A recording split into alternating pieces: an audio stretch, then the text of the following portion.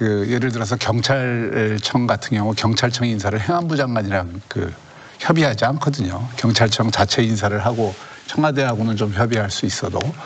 그런데 검찰총장만 유독 인사권을 검찰총장한테 안 줬어요. 그 이유는 검찰총장이 너무 힘이 세기 때문에 법무부 장관을 통해서 어느 정도 민주적 통제를 해야 된다는 그런 취지에서 한 것이지, 검찰을 총괄하는 검찰총장에게 인사권이 전혀 없다, 이 말을 의미하는 게 아니거든요. 조직을 총괄하는 책임을 지는 사람이 인사에 대해서 아무런 관여도 할 수 없고 거기에 대해서 자기 의견을 제대로 관철시킬 수 없다면 검찰총장이 검찰을 어떻게 지휘를 하겠습니까? 일방적으로 통보하듯이 해서 결국 아무런 검찰총장의 의견이 반영되도록 하지 못했다는 것은 인사권을 남용했다는 의미가 있는 거죠. 이거는 최근에 가장 대표적인 헌법정신 위배 사례다. 이 헌법정신이라는 거는 결국은 이제 가장 중요한 게 검찰의 준사법적인 독립성을 보호를 해야 된다는 거고, 문제가 됐던 거 검찰청법.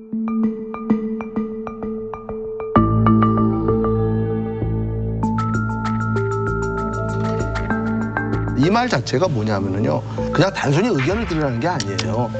검찰만큼은 다른 어떠한 기관하고는 지금 달리 오용될 수가 있는 조직이니까 이렇게 보호를 해줘라. 이게 이제 헌법 정신이고. 그러니까 선택이 아니라 필수다. 그렇죠. 이게 또 검찰청법의 그 개정 이후예요. 근데 이번에 추미애 장관이 한 인사라는 거는 검찰총장의 의견을 거의 형해화 시켜버렸어요. 그냥 뭐 요식행위로 인사위원회 30분 전에 알아서 내봐.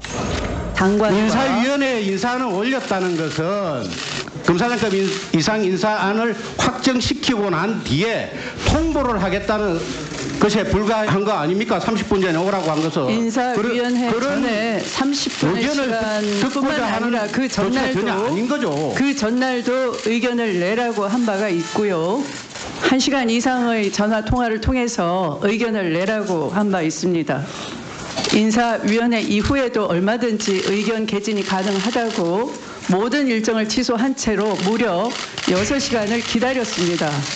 그러나 검찰총장은 제3의 장소에서 인사의 구체적 안을 가지고 오라라고, 법령에도 있을 수가 없고 관례에도 없는 그런 요구를 했습니다. 있을 수가 없지 않습니까, 의원님?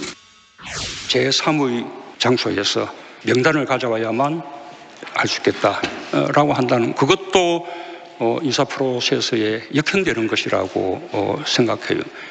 이 과거에 그런 일이 있었는지 잘 모르겠습니다. 그런데 만약에 과거에 그런 일이 있었다면 그야말로 초법적인 권한 또는 권력 지위를 누린 것이죠. 제가 위반한 것이 아니고요, 검찰총장이 저의 명을 거역한 것입니다. 대통령은 조 전 장관에 대해 마음의 빚을 졌다고 했습니다. 지금까지 겪었던 어떤 고초, 그것만으로도 저는 아주 크게 마음의 빚을 졌다고 생각합니다. 유무죄는 재판을 통해 가려질 거라면서 국민들도 이제 그만 놔주자고 했습니다. 공수처법과 검찰개혁 조정 법안의 통과에 이르기까지 조국 전 장관이 민정수석으로서 그리고 또 법무장관으로서 했던 기여는 굉장히 크다고 생각합니다. 과연 지금 검찰개혁에 조 장관이 무슨 역할을 했는지 잘 모르겠어요. 게다가 지금 조국 전 장관은 그 구속영장까지 청구했다가, 물론 기각은 됐지만 현재 수사를 받고 또 재판도 받고 있는 그 피고인 겸 피의자예요. 근데 지금 나와서 구속이 안 됐다라는 걸 기화로 해서 트위터 정치를 또 하고 있는 거예요.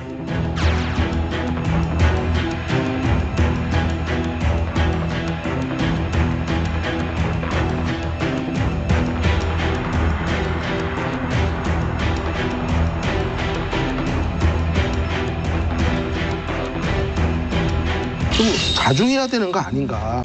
검찰 수사도 거부하고 지금 특검도 거부하고 이렇게 정당한 법 절차를 방해하고 국민들이 결코 용납 적합하지 않을 것이라고 그렇게 생각합니다.